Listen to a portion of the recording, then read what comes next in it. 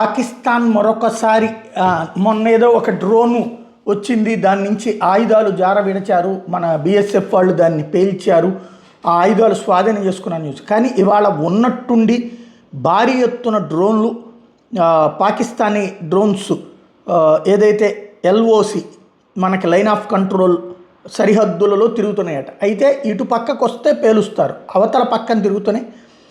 తద్వారా సంథింగ్ ఒక ఉద్రిక్త వాతావరణాన్ని సృష్టించే ప్రయత్నాన్ని పాకిస్తాన్ చేస్తుంది.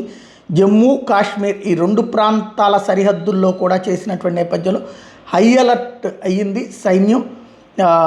ఈ సస్పెక్టెడ్ పాకిస్తానీ డ్రోన్స్ విషయంలో ఒకవేళ కనుక సరిహద్దు దాటి యువతలకి ఆ డ్రోన్స్ వస్తే ఆటోమేటిక్గా పేల్చేస్తారు.